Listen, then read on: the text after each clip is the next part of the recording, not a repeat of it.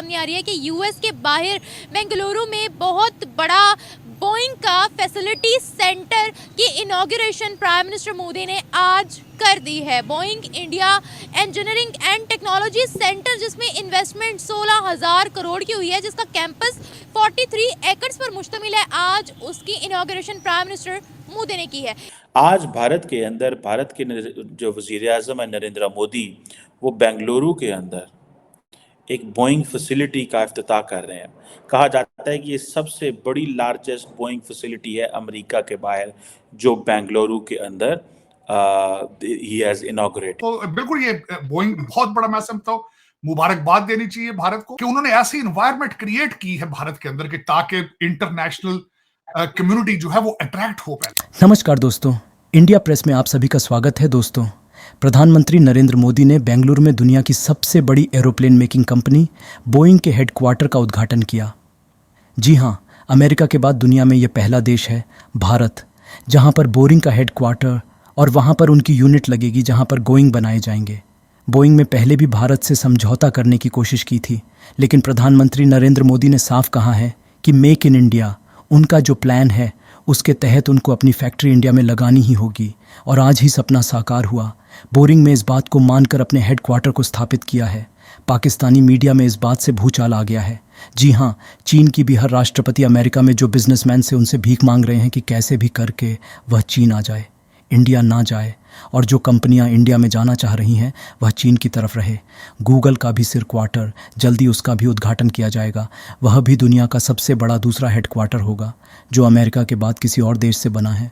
तो दोस्तों देखिए, भारत एक के बाद एक तरक्की के पायदान को चढ़ता जा रहा है और दूसरी ओर जो देश भारत से चढ़ते हैं वह घर में जा रहे हैं।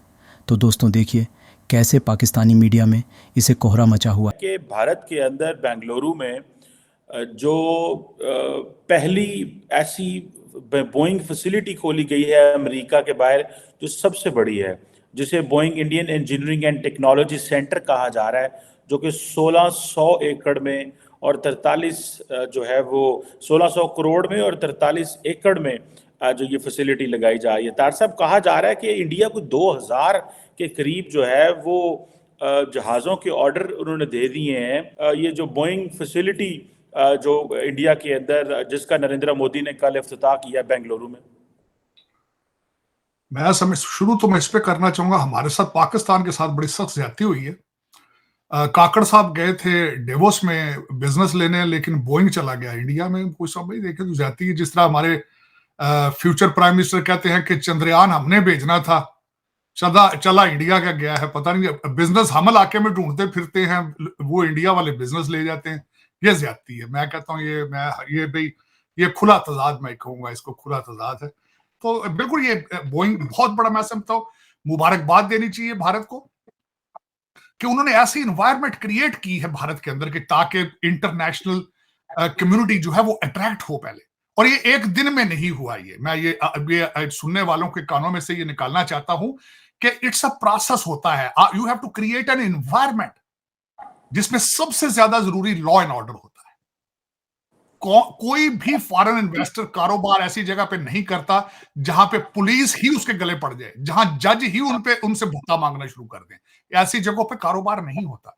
और ये आज से भारत में नहीं हो रहा। पहले भारत ने प्रूव किया था अपने आप को दुनिया की फार्मेसी। इस वक्त मैं जो भी दवाई अमेरिका में लेता हूं उसके ऊपर मेड इन इंडिया लिखा होता है। चैलेंज मैं करता हूं। और ये एक दिन में नहीं हुआ ये, बल्कि ये मोदी साहब ने इसको इंक्रीज किया होगा, लेकिन प्रोसेस जो है पहले जो पिछले प्राइम मिनिस्टर्स थे उन्होंने शुरू कर दिया था। ये मैं समझता हूं कि भारत की तरक्की में तकरीबन पिछले 20 या 25 साल आप कह सकते हैं कि उनकी ये एफर्ट थी। एफर्ट तो बहुत पुरानी है। बुनियादें तो उन्होंने रख दी जब इंडियन इंस्टीट्यूट ऑफ टेक्नोलॉजी बना दिया था, इंडियन इंस्टीट्यूट ऑफ मैनेजमेंट जब बना दिया था उन्होंने। बुनियादें तो शुरू हो चुकी थी उस वक्त ही, लेकिन आज उसका फ्रूट सामने आ रहा है। मैंने शायद आपको कहा था कि I was amazed to hear कि हैदराबाद का एक पब्लिक स्कूल था जिसमें हाई स्कूल की एनिवर्सरी के अंदर दुनिया के 3 बड़े लीडर वहां गए थे। तीनों के तीनों इंडियन नजाद थे। तीनों की तालीम जो थी इंडियन इंस्टीट्यूट ऑफ टेक्नोलॉजी थी। इंडियन इंस्टीट्यूट ऑफ टेक्नोलॉजी से थे माइक्रोसॉफ्ट, गूगल और Ajay Banga for World Bank. Same high school Hyderabad. और मेरे जैसा बंदा बात करे तो कहते हैं इराक एजेंट बोल रहा है। मैं तालीम की तुम्हें बात करता हूं, तुम्हें नेशनलिज्म की बात बताता हूं तो तुम कहते हो तुम भारत। किसी और, मैं चलो उसका प्राइम मिनिस्टर, हांगकांग का जो प्राइम मिनिस्टर ली था उसका ले लो मिसाल आप, कि दुनिया में कौमें किस तरह बनती। लेकिन चीमा साहब इसमें मैं मुबारकबाद दूंगा, बहुत जरूरी है, अच्छा हुआ है। अब देखें, दुनिया के दो ही बड़े त्यारे हैं, दो ही ज्यादा कंपनियां हैं जिनके बारे में लोग सफर करते हैं। एयरबस है फ्रांस की, या बोइंग है। बोइंग का हेडक्वार्टर आपने बता दिया बेंगलुरु में, मोदी जी ने खुद उसका इफ्तिताह किया है। अमेरिका से बाहर इतना बड़ा कैंपस बनाना रिमार्केबल। दूसरा फ्रांस के प्रेसिडेंट। सो तो एयरबस और बोइंग दोनों भारत की जेब में है। अब खुद अंदाजा लगा सकते हैं कि what is the importance of India in the coming days. It's a remarkable achievement. It's a remarkable growth. और मैं बताऊंगा कि as a political scientist कि these stories and these theses will be taught in the future कि how the India has risen in the region. Not only अब तो वो they are almost close to achieve the title of a superpower. जिस तरीके से मैंने आपको अगले दिन कहा था कि रेड सी के अंदर इस वक्त अमेरिकन 3 डिस्ट्रॉयर हैं, भारत के 4 हैं। और क्यों हैं? क्योंकि 80% उनका जो तेल है वो रेड सी से आता है।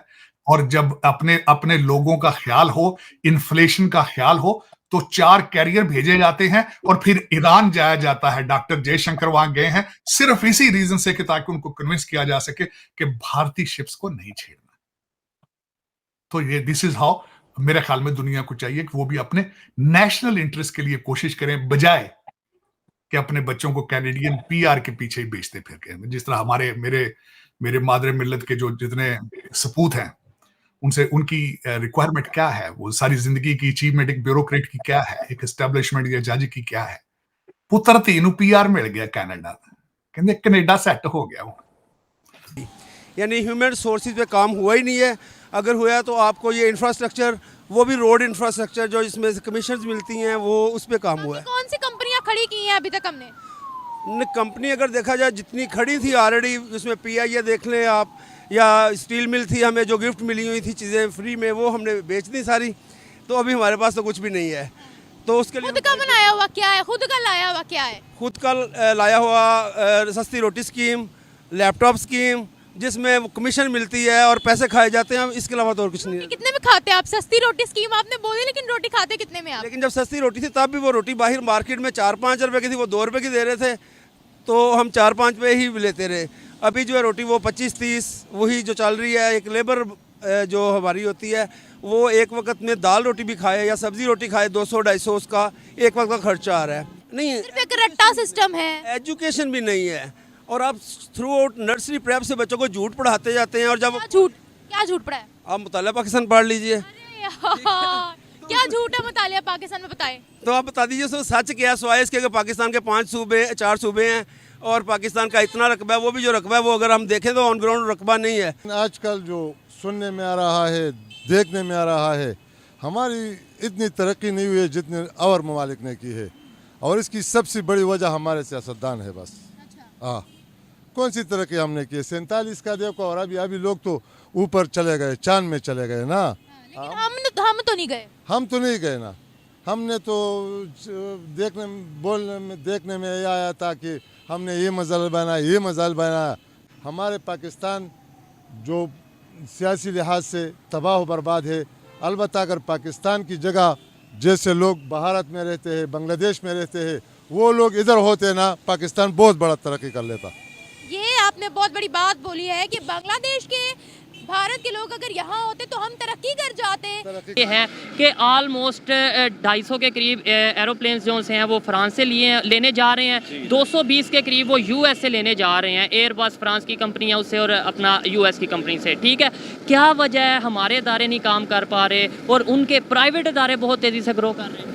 जी सर, बेसिकली जो आपने क्वेश्चन पूछा है ये बड़ा अच्छा क्वेश्चन है और ये इसके हवाले से जो है ना वो आवाम को भी जो है ना वो अवेयर करना चाहिए। इसी वजह से तो हम वीडियो रिकॉर्ड कर रहे हैं। जी बिल्कुल। अब इसमें पहली चीज़ जो ये है कि एज ए लॉयर जो है ना, मैं अगर बात करना चाहूँ तो मैं बात करूँगा रूल ऑफ लॉ की। रूल ऑफ लॉ जो है वो जिस कंट्री के अंदर वो नहीं है, जब आपके लिए जो है ना, गरीब के लिए जो है ना वो सेपरेट लॉ है और अमीर के लिए जो है वो सेपरेट लॉ है, तो वो कौमें जो है ना वो कभी तरक्की नहीं कर सकती। मेरे ख्याल में आई थिंक हमारा जुडिशियल सिस्टम जो है वो ठीक होना चाहिए। मतलब अगर इंडिया इस तरीके से तरक्की कर रहा है, वहाँ पे रूल ऑफ लॉ है। जी बिल्कुल, वो रूल ऑफ लॉ है, लेकिन बेसिक देखें, जब तक रूल ऑफ लॉ जो है वो कंट्री के अंदर अप्लाई नहीं होता तो डेफिनेटली जो है ना वो दो चीज़ें जो है ना वो जन्म लेती हैं। पहली चीज़ ये है कि वो आपका टोटल सिस्टम ऑफ गवर्नमेंट जो है वो ख़राब हो जाता है, डिस्टर्ब हो जाता है। और दूसरी चीज़ उसमें ये है कि आपका जो करप्शन के हवाले से अगर बात की जाए तो सेकंड स्टेप जो है वो आप पाकिस्तान में जो है ना वो देख लें कि किस लेवल की जो है ना वो करप्शन हो रही है। मेरे और एक भाई से मेरी बात और थी, उन्होंने भी ये बोला जी पाकिस्तान में करप्शन में है, लेकिन यहाँ भी ये कहना चाहता हूँ इंडिया में करप्शन नहीं होती होगी या दूसरे कंट्रीज में करप्शन नहीं होती। सर बिल्कुल, करप्शन जो है ना वो हर कंट्री में हो रही है, लेकिन बेसिकली अगर रूल ऑफ लॉ जो है वो अप्लाई किया जाए, जस्टिस जो है वो फराहम किया जाए, तो जब इनको जो है वो अकॉर्डिंग टू लॉ जो है वो पनिशमेंट दी जाए तो फिर ये हम समझ सकते हैं एज ए पाकिस्तानी कि हमारा मुल्क जो है वो फॉरेन कंट्री के लेवल पे जो है ना वो खड़ा हो सकता है।